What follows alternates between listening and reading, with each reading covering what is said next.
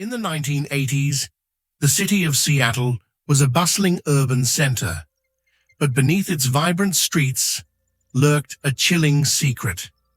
A killer was targeting women, many young, vulnerable, and overlooked by society. The serene waters of the Green River would soon become synonymous with terror, fear, and tragedy. For years, investigators, families, and the public would be haunted by the name the media gave him, the Green River Killer. This is the story of Gary Leon Ridgway, a man whose ordinary life concealed unspeakable horrors and whose crimes would forever scar the city and its people. Gary Leon Ridgway was born on February 18, 1949, in Salt Lake City, Utah. He was the third of 5 children in a working-class family.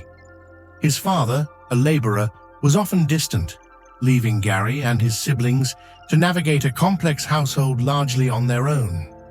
His mother tried to maintain order, but her efforts were often met with frustration as the children, especially Gary, struggled with obedience and control. From a young age, Gary displayed unusual behavior. Teachers noted that he was quiet and polite on the surface, but sometimes showed cruelty to animals and exhibited troubling fantasies. His peers described him as shy, awkward, and socially disconnected. These behaviors, though subtle, hinted at a psychological complexity that would later manifest in terrifying ways. By the time he reached elementary school, Ridgway's isolation became more pronounced. He often wandered alone, absorbed in his thoughts, or observed other children in ways that seemed unusual. Experts would later suggest that these early years, filled with emotional neglect and social difficulties, contributed to the development of the dark tendencies that would later define him. In high school, Gary appeared to conform outwardly. He attended classes, occasionally participated in sports, and even joined the Boy Scouts. Yet he struggled to make close friendships. He was polite to teachers and neighbors, but lived in a world of internal obsession. Psychologists reviewing his early life later noted a duality: outwardly normal behavior masking a growing fascination with control, dominance, and the vulnerability of others. He was learning how to blend in, how to appear harmless, a skill that would serve him for decades. After high school, Ridgway moved to Seattle. He found work as a truck painter, a job that offered routine, stability, and anonymity. Around this time, he married and started a family. To neighbors, friends, and co-workers, he was ordinary, friendly, polite, and diligent. Yet in private, he harbored dark compulsions. During these years, Ridgway began frequenting areas where vulnerable women congregated. He observed them, studied their patterns, and occasionally offered rides or employment, building trust to gain control. While no crimes were officially linked to him yet, these behaviors foreshadowed his later actions. Psychologists analyzing this period noted a chilling duality. Ridgway could appear devoted to family, even affectionate, while simultaneously planning and fantasizing about murder. This compartmentalization allowed him to function without raising suspicion, a skill crucial to his later evasion of law enforcement. By the late 1970s, small incidents indicated his emerging predatory nature. He reportedly approached women with subtle manipulation, offering money or rides, testing boundaries. Some of these encounters were dismissed as odd but harmless, yet they revealed a methodical, calculating mind. Ridgway was learning how to select victims carefully, how to hide his true intentions behind an ordinary facade, and how to evade suspicion while honing his deadly craft. The early 1980s marked the beginning of Ridgway's killing spree. His first known victims were women often overlooked by society, runaways, prostitutes, and women struggling with addiction. In 1982, a pattern emerged: young women disappearing from Seattle and Tacoma, only to be found dead near the banks of the Green River. Ridgway's methods were both calculated and patient. He would follow victims for days, learn their routines, and then approach them with false kindness, offering a ride, a small favor, or the promise of work. Once he had their trust, he would lure them to isolated areas, commit murder, and carefully dispose of their bodies, often leaving them partially hidden. Each killing was deliberate, yet he left just enough traces to keep investigators puzzled but unable to tie him to the crimes. Police were initially baffled. Victims appeared unconnected. Backgrounds and lifestyles varied widely, yet the river connected them all. The media soon coined the chilling name, the Green River Killer. Panic spread throughout the city. Women walked in groups at night, parents warned children, and the community grew increasingly wary. Despite the fear, Ridgway blended into daily life, continuing his routine, unaffected, undetected, and meticulously planning his next move. By the mid-1980s, it became clear Seattle faced a serial killer. Detectives formed task forces, reviewing hundreds of missing person reports and cold leads. Forensic technology was limited, and DNA testing was still in its infancy, making the investigation slow and painstaking. Officers painstakingly compiled victim profiles, mapped disposal sites, and interviewed acquaintances. Each clue was scrutinized, each lead pursued, often ending in dead ends. The sheer number of victims and the lack of direct evidence frustrated investigators.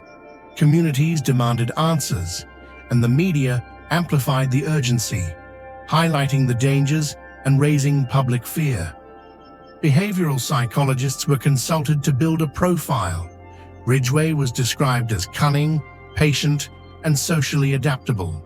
He could charm acquaintances, maintain a family life, and appear ordinary, all while hiding a dark, violent obsession. His ability to compartmentalize his life allowed him to remain undetected for nearly 2 decades, eluding some of the most experienced investigators of the time. During this period, families of victims were desperate. They pleaded for news, held vigils, and placed missing person posters throughout the city. Each case was a tragic story of loss and fear, yet it also brought investigators closer to understanding the method and mindset of the killer they pursued. Experts studying Ridgway's behavior noted a disturbing pattern. He meticulously selected victims, often targeting women who were vulnerable or socially marginalized. He used manipulation, charm, and careful planning to gain control, often leaving minimal evidence behind. This disorganized but methodical approach baffled investigators. Media attention grew intense. Reports on missing women, press conferences, and public appeals dominated headlines. The city's fear was palpable. Ridgway, however, seemed unaffected, as though the attention fueled his sense of power and control. While society scrambled for answers, he continued his routine, blending into neighborhoods, attending work, and appearing as an ordinary citizen, the very embodiment of hidden evil. The 1990s brought a breakthrough in forensic technology. DNA testing advanced enough to examine evidence collected from decades-old crime scenes. Police began systematically testing samples, linking victims to a single perpetrator. Investigators narrowed down suspects to men with access to the areas where victims were last seen or bodies discovered. Ridgway, now living quietly in a suburban neighborhood, was unknowingly under intense surveillance. Each piece of evidence, each re-examined clue, slowly closed the net around him, marking the beginning of the end for one of America's most elusive serial killers. On November 30th, 2001, after nearly 2 decades of fear, uncertainty, and tireless investigation, Gary Leon Ridgway was finally brought to justice. Arrested in his own home, DNA evidence tied him directly to dozens of victims, confirming the horrifying scale of his crimes. Ridgway confessed to 48 murders initially, later admitting to at least 71, though investigators believe he may have taken even more lives. For the families of his victims, this moment was both a relief and a heartbreak, finally knowing the truth, yet facing the reality of unimaginable loss. The Green River Killer's actions had left scars that could never fully heal. Communities were forced to confront the chilling reality that evil could hide behind the mask of normalcy, that a friendly neighbor or devoted family man could also be a merciless predator. The investigation into Ridgway's crimes forever changed law enforcement. It highlighted the power of perseverance, the importance of emerging forensic technology, and the need for collaboration across jurisdictions. DNA analysis, cold case reviews, and psychological profiling all became essential tools in the ongoing fight against serial killers. As we reflect on this dark chapter, we remember the victims, not just as numbers or statistics, but as human beings with stories, dreams, and loved ones whose lives were stolen too soon. Their names and faces endure in our memory, a solemn reminder of the fragility of life and the importance of justice. But the story does not end here.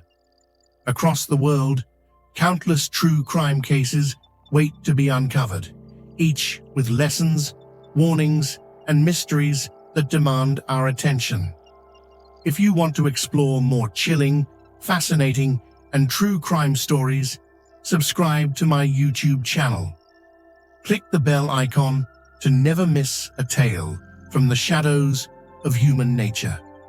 Join us as we delve deeper, uncover the truth, and remember those who cannot speak for themselves.